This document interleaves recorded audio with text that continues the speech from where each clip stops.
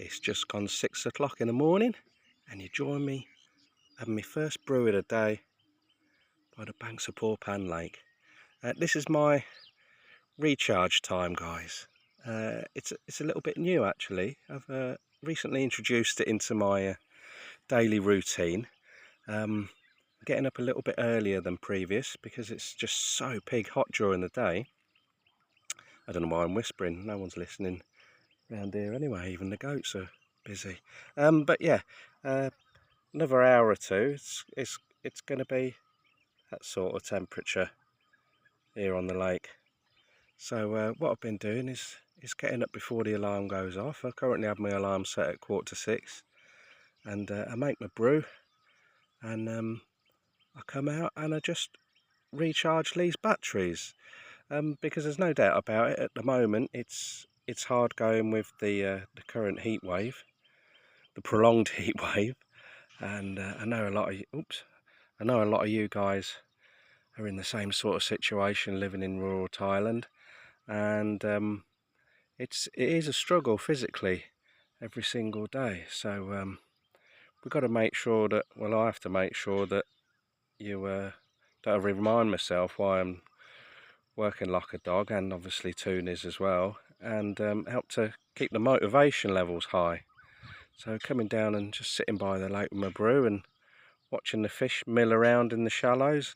Probably can't pick it up with a camera, maybe might be lucky, but all along this bank I've been watching a load of fish fizzing. They've come into the margins and they're feeding. No idea what they are. Hopefully they're Siamese carp. And we've still not caught one.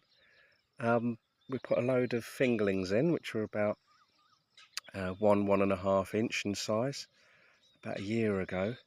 Yeah, and we haven't snared one since we put them in, and Toon's very pessimistic, thought that they'd all been eaten by the snakehead and things like that, and the chow prior, which we haven't caught for ages, so God knows what size they are.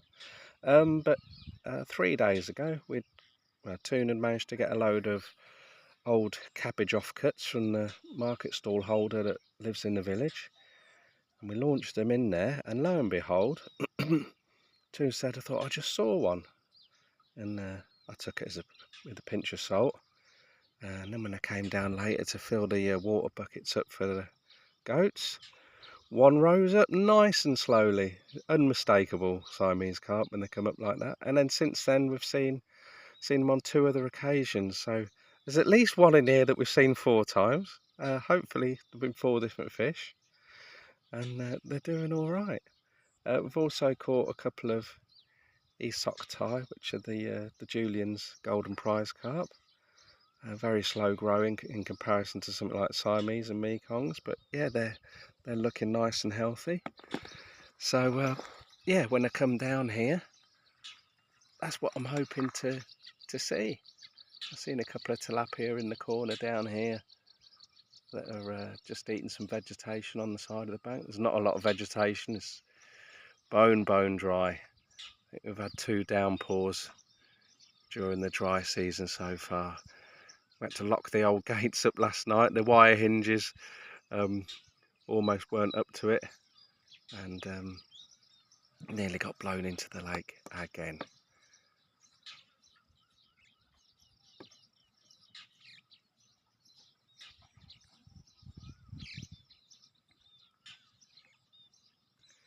You know, a lot of us, when we talk about living the dream, we often talk about the journey and the struggles and the sacrifices you make to get to your dream, and not a lot of people actually talk about how hard a work it is to maintain living the dream. I think a lot of us have the perception that once you've attained your dream, you're putting your feet up and just supping a few cold ones and just I don't know, absorbing your accomplishments. Whereas for us and a lot of people, it's probably just as hard, if not harder, to maintain the dream rather than attaining it.